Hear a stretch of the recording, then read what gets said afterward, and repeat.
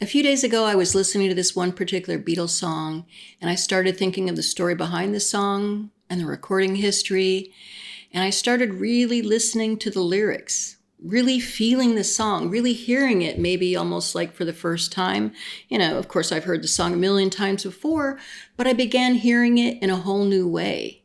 And I started to feel like kind of warm and fuzzy inside and kind of happy. And I began to say after a few more minutes, I said, you know what, this is probably the happiest Beatles song out there. And, the longer I sat there, the more convinced I became that absolutely this is the happiest Beatles song out there. Now, of course, this is my opinion, and I am going to make the case for it because you know what? You could even say that all the Beatles songs are all happy songs because, when you listen to Beatles music, you get happy. And that's me. Until I began to think about this one particular song. And of course, there's a lot of happy Beatles songs like the early love songs.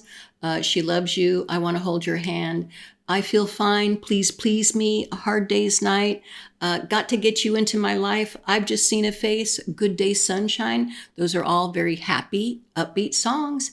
And even the later songs, like here on Abbey Road, you've got Oh Darling, Octopus's Garden, and Here Comes the Sun. All very happy, upbeat Beatles songs.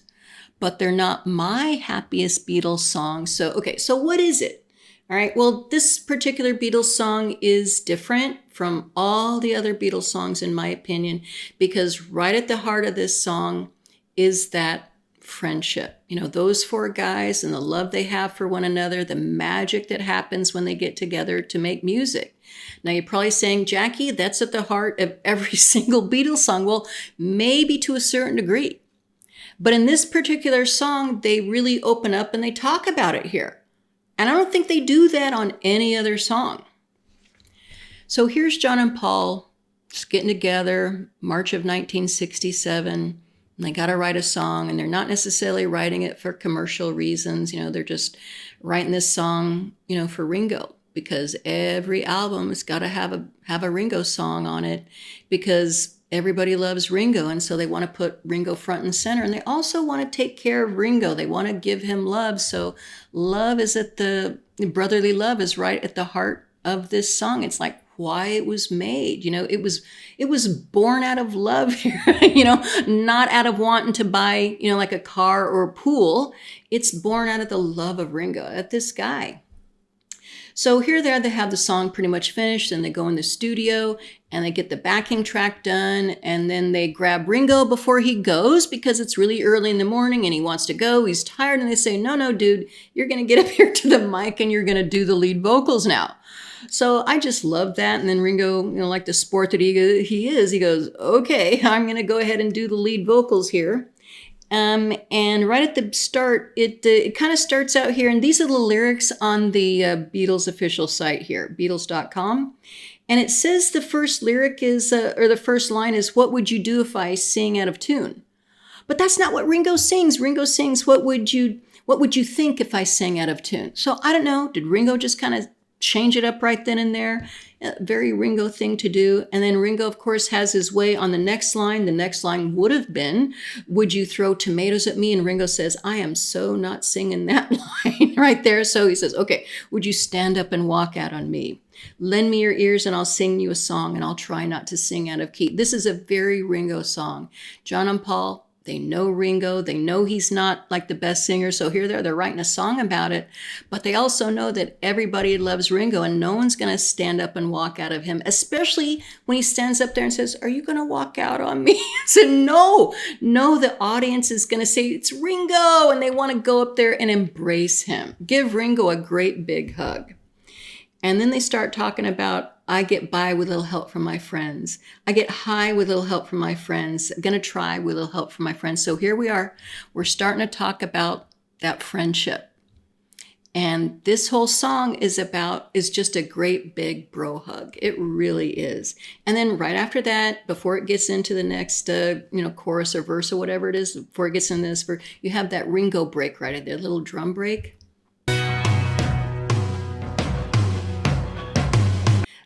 And it's, what do I do when my love is away? Does it worry you to be alone? How do I feel by the end of the day? Are you sad because you're on your own? Now it's kind of sort of nonsense. Okay, what does all this mean? They're just talking about love and they're just having a conversation amongst themselves. Maybe they talk like this. Maybe this is some kind of code speak. Maybe it is. And then Ringo says, nope, I get by with a little help from my friends. I get high with a little help from my friends. Gonna try with a little help from my friends. Evidently, if he's alone, it doesn't matter. I got my buddies and we'll just kind of hang around together and get high. Do you need anybody? I need somebody to love. Could it be anybody? I want somebody to love. So go ahead and ask for that, Ringo, because you deserve it. Would you believe in a love at first sight? Yes, I'm certain that it happens all the time. What do you see when you turn out the light? I can't tell you, but I know it's mine. So here they are. They're all kind of getting together. They're talking about love. They're talking about what they see when they turn out the light. And they really don't need anybody else necessarily. Hey, I just want someone to love. Hey, it could even be each other. So here's these four guys and they have their code speak. They have that, Beatle chatter, and they're just having a conversation here amongst themselves, talking about the friendship, talking about the things that they always talking about. It's a very intimate conversation, but it doesn't matter because they love each other. This is the bromance that they're talking about, and they're just going to get high, going to try and get by with a little help from my friends. And it goes on and it repeats all that again until the very end, okay? And it's that very end part that I really love. And I like to picture those four guys, around the mic, all kind of getting together and, forgetting about any kind of fussing and fighting, putting aside any egos and just wanting Ringo to do great here. Ringo, you can do it. Ringo pushing him up, lifting him up and saying, we love you. We believe in you. We're here for you. Go ahead and get high, Ringo, because we're your friends. And so, of course, Ringo nails it. Absolutely, he nails it because of his friends. Now, see, this is that magic, Beatles magic, the bromance, and everything is at the heart of this song. This whole song is just one great big Beatles group hug. I'm telling you, okay? And it doesn't go off the tongue very easily, and I get a little tongue-tied, and I'm getting the chills just thinking about it because, I kind of love the song in a whole new way now. Now, maybe you were thinking this same thing yourself a long time ago, but for me, maybe I've just heard it way too many times, but I'm really listening to it and feeling it and hearing it for the beautiful song that it is. And the magic doesn't stop there because this song has this wonderful legacy now. The Beatles' magic and the love they have for each other is at the heart of this song. And Ringo has kind of taken it and said, okay, I'm going to keep it alive and I'm going to keep on singing this song. And I'm going to do my jumping jacks. I'm going to share it with the world. I'm going to share it with everybody. And it's become this anthem for love and peace and harmony. And the song just keeps getting bigger and bigger with time.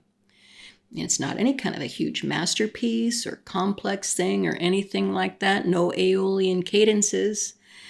It's just that love and that magic at the heart and center of the song. I don't know, maybe it's just hearing the song for the millionth time that made me think about this, that made me want to look at it in a different way. I don't know, it just really hit me different this time that I heard it, this time that I thought about it. And now I cannot unsee it. I can't unsee the love. I can't unsee the magic. It's there. And they're singing about it. No big deal. Are you with me on this? I mean, I'm going out on a little bit of a limb here. Maybe I'm getting a little bit cringy, but I'm telling you, this is my take on it. This is what I feel. Thank you so much for being here with me today. I really and truly appreciate it. And until next time, peace and love one another. Take care. Beatles is Beatles are Beatle. In the end, it's like, oh, sod off with the Beatles,